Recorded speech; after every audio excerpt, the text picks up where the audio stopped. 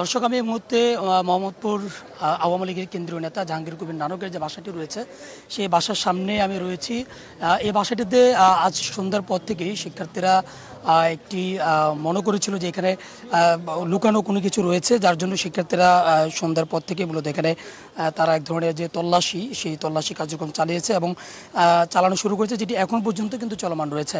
এবং এরপরেই এখানে সেনাবাহিনীর সদস্যরা অর্থাৎ আইনশৃঙ্খলা রক্ষাকারী বাহিনীর সদস্যদের উপস্থিতি কিন্তু আমরা দেখেছি এবং তারা এখন পর্যন্ত এই বাড়িটিতে আছে। এবং আপনি দেখতে পাচ্ছেন যে সেনাবাহিনীর সদস্যরা ইতিমধ্যে বাড়ির ভিতরে সেনা সদস্যরা প্রবেশ করছেন। আমরা একটু তাদের সাথে ভিতরে যাওয়ার চেষ্টা করব। তবে এখন পর্যন্ত আমরা ভিতরে আমরা যে শিক্ষার্থী যারা রয়েছেন তাদের সাথে আমরা কথা বলেছি।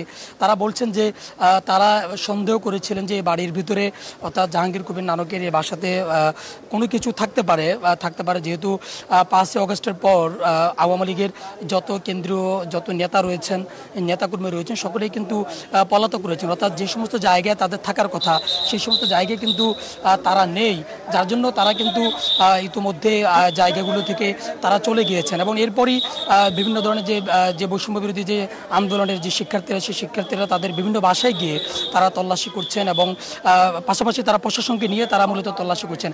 আজকে জাহাঙ্গীর কবির নানকের বাসায় কিছু শিক্ষার্থী এসেছেন এবং আমরা একটু কথা বলবো যে তারা আসলে কি পেয়েছেন। আপনারা ঠিক জাহাঙ্গীর কবির নানকের বাসায় কখন নাগাদ আপনারা এখানে তল্লাশি করছেন এবং আপনারা আসলে কোন তথ্যের ভিত্তিতে আপনারা এখানে এসেছেন? আচ্ছা, আমরা প্রথমে এখানে আপনার তল্লাশি শুরু হয় সন্ধ্যার পরে। এখানে আজকে সকালে এবং আজকে দুপুরের দিকে কিছু ভারী গাড়িতে করে কিছু বস্তা থেকে শুরু করে অনেক কিছু নিয়ে যাওয়া হয়। তো আমরা সন্দেহ করি যে ওখানে হয়তো বা কিছু থাকতে পারে। এই উদ্দেশ্যে সেনাবাহিনীর সহযোগিতায় আমরা প্রথমে তল্লাশি শুরু করি। তো এখানে তল্লাশি শুরু করে তেমন কোনো আগ্নেয়াস্ত্র বা টাকা পয়সা আমরা পাইনি। হয়তো বা ছিল কিনা এটাও আমরা শিওর বলতে পারতেছি না, কারণ দুপুরের দিকে যেহেতু আর সকালের দিকে গাড়ি ভরে বস্তা নিয়ে যাওয়া হয়েছে। তো আমরা এখানে অনেক ডকুমেন্টস পেয়েছি, তার অনেক দলিল পেয়েছি বাড়ির, যেগুলোর তার নামেও না, অন্য অন্য নামের দলিল পেয়েছি।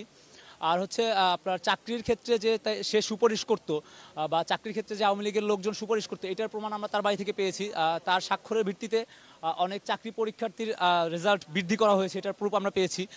আর যে আওয়ামী লীগের নেতাকর্মীদের টাকা পয়সা কোন জায়গা থেকে কোন দিক থেকে আসতো, কোথা থেকে আসতো এবং কোথায় যেত, কার কাছে কত টাকা যেত, এটার লিস্টিও ভিতরে পাওয়া গেছে। আর আপনার তাদের বাসার ভিতরে আমি টিসিবির অনেক মালামাল পাওয়া গেছে, যেমন চাল, ডাল, তেল, এসব মানে টিসিবি যেসব জিনিস দিয়ে থাকে এসব জিনিস পেয়েছি। এবং যারা দুস্থ মানুষ তাদের ভিতরে যে কম্বল বিতরণ করা হয়, এখানে অনেক পরিমাণ কম্বল পাওয়া গেছে। সেটা আপনার ভিতরে হয়তো বা দেখেছেন বা ভিতরে গেলে আপনারা দেখতে পারবেন। অনেক পরিমাণ কম্বল পেয়েছি আমরা। অনেক পরিমাণ বিস্কিট পেয়েছি, যেগুলোর মেয়াদ হয় এখন শেষ। অনেক পরিমাণ বিস্কিটও পাওয়া গেছে, বিস্কিট, চকলেট, মানে যেগুলো আপনার যেগুলো আপনার ত্রাণ দেওয়া হয় যেগুলো দিয়ে, ওই সামগ্রীগুলো পাওয়া গিয়েছে। তার বাসা থেকে অনেক পরিমাণ ঘড়ি, মানে ব্র্যান্ডেড ঘড়ির খালি বাক্স পাওয়া গিয়েছে। আর 2-4টা ঘড়ি আমরা যেগুলো দেখেছি, ওগুলো প্রত্যেকটা ঘড়িতে আপনার নৌকা মার্কার একটা প্রতীক, আর আপনার আওয়ামী লীগের যে পতাকাটা ওইটা দেওয়া ছিল এবং জয় বাংলা একটা স্লোগান ভিতরে লেখা ছিল। মানে ওনারা ওইভাবেই অর্ডার দিয়ে এটা বানিয়ে আনা হয়েছে। আমরা যে কটা ঘড়ি উদ্ধার করেছি প্রত্যেকটা ঘড়ি লেডিস ঘড়ি ছিল, মেয়েদের ঘড়ি ছিল।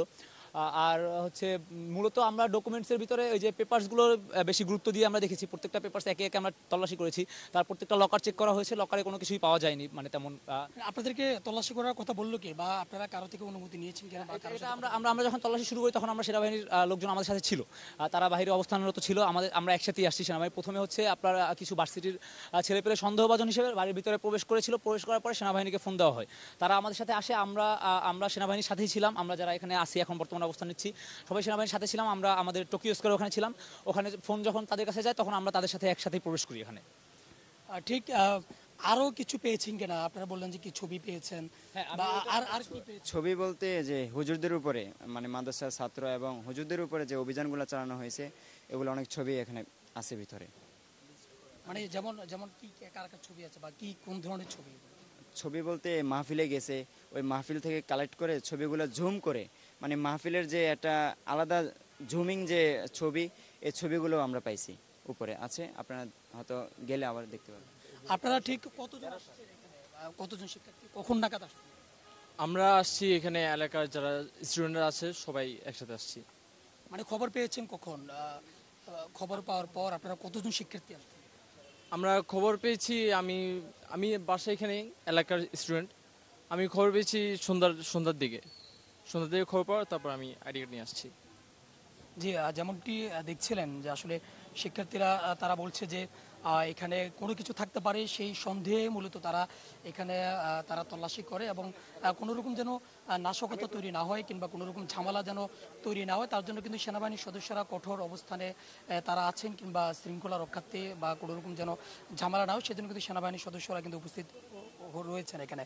তবে বলা চলে যে এখন পর্যন্ত আসলে শিক্ষার্থীরা বলছেন যে এখানে আগ্নেয়াস্ত্র কিংবা কোনো অস্ত্রশস্ত্র থাকতে পারে সেই ধারণা কিন্তু তারা করেছেন, কিন্তু পরবর্তীতে শিক্ষার্থীরা বলছেন যে তারা যখন বাড়ির ভিতরে অর্থাৎ জাহাঙ্গীর কবির নানকের বাসার ভিতরে তারা যখন প্রবেশ করে তখন এরকম আগ্নেয়াস্ত্র কিংবা অস্ত্রশস্ত্রর যে বিষয়টি সেটি কিন্তু তারা পায়নি। তারা পেয়েছে যে চাল পেয়েছে, ডাল পেয়েছে, চালের বস্তা, গমের বস্তা, এই জাতীয় বিষয়গুলো পেয়েছে এবং পাশাপাশি কিছু কম্বল তারা পেয়েছে, অর্থাৎ যে সমস্তগুলো বলা চলে যে রিলিফের যে কম্বল, সেই কম্বল জাতীয় জিনিসগুলো কিন্তু তারা এখানে পেয়েছে এবং বিশেষ করে দামি দামি যে ঘড়ি, সেই ঘড়িগুলো তারা পেয়েছে।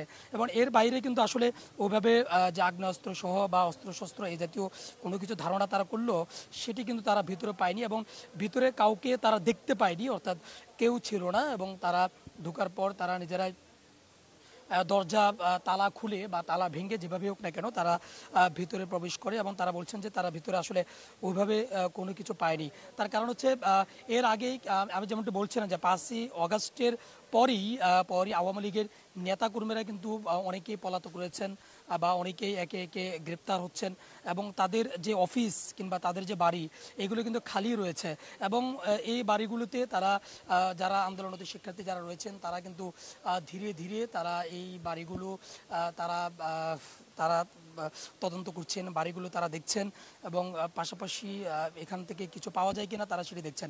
এবং আপনারা জানেন যে এর আগেও কিন্তু কিছুদিন আগে ঢাকা কলেজে আমরা দেখেছি যে বড় ধরনের একটি তল্লাশি চালিয়েছে শিক্ষার্থীরা এবং পাশে আইনশৃঙ্খলা রক্ষাকারী বাহিনীর সদস্যরাও ছিল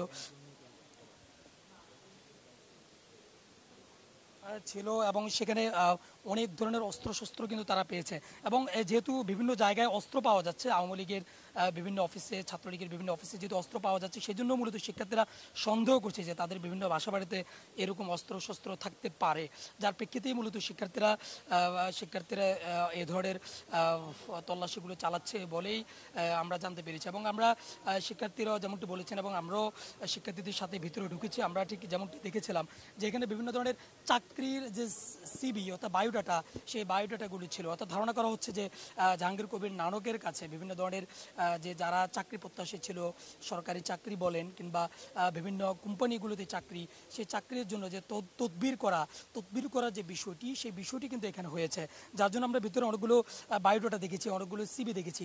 পাশাপাশি আমরা এখানে যে হেফাজতের যে কাণ্ড, অর্থাৎ হেফাজত ইসলামের যে শাপলা চত্বরে যে হামলার পরে সেখানকার যে ছবি, সেই ছবিগুলো কিন্তু স্টিল ছবিগুলো আমরা জাহাঙ্গীর কবির নানকের বাসার ভিতরে আমরা দেখেছি, শিক্ষার্থীরা আমাদেরকে দেখিয়েছেন এবং বিভিন্ন ধরনের হুজুরদের ছবিগুলো ট্যাগ করে করে করে করে হুজুররা কোথায় কখন কোন মাহফিলে কখন কোন বয়ান করেছেন বা কোন হুজুর কি বলেছে সেই ধরনের কিন্তু অনেক কিছুই ডকুমেন্টস করেই কিন্তু এ বাসাতে রেখেছে, তেমনটি কিন্তু আমরা কিছু ছবি আমরা দেখেছি এবং শিক্ষার্থীরা ধারণা করছেন যে এইভাবে তারা মূলত বিভিন্ন হুজুরদেরকে টার্গেট করতেন কিংবা অন্যান্য যে রাজনৈতিক দলের নেতাকর্মী রয়েছে, অর্থাৎ বিএনপি বলেন, যুবদল বলেন, তাদের নেতাকর্মীর অনেকের ছবিও কিন্তু এখানে রয়েছে, তাদেরকে টার্গেট করতেন বলে শিক্ষার্থীরা ধারণা করছেন। তবে বলা চলে যে এত ধারণা করলেও এখানে তারা মূলত যে ধারণা প্রসূত হয়েই মূলত এখানে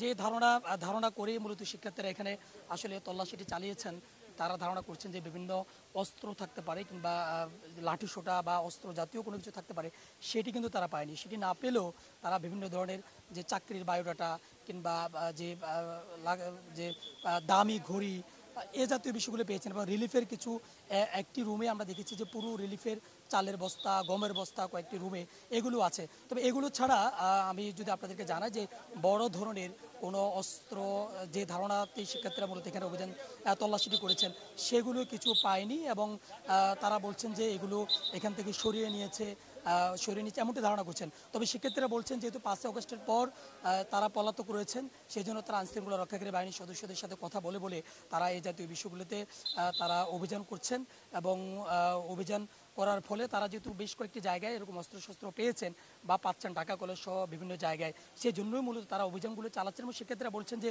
এভাবেই আইনশৃঙ্খলা রক্ষাকারী বাহিনীর সদস্যদেরকে সাথে নিয়ে তারা তাদের অভিযানগুলো অব্যাহত রাখবে। তবে জাহাঙ্গীর কবির নানকের বাসায় আমরা এখন পর্যন্ত আমরা শিক্ষার্থীদের সাথে কথা বলেছি বা এখানে ঘটনাস্থলে এসে আমরা যেমনটি দেখেছি যে চালের বস্তা, গমের বস্তা এবং কিছু কম্বলের যে বস্তা ছাড়া কোনো কিছু কিন্তু এখান থেকে পায়নি। তবে শিক্ষার্থীরা এখন পর্যন্ত আশপাশে রয়েছে, আইনশৃঙ্খলা রক্ষাকারী বাহিনীর সদস্যরা বলতে সেনাবাহিনীর সদস্যরা এখানে উপস্থিত রয়েছেন। এ ছিল এখান থেকে সর্বশেষ।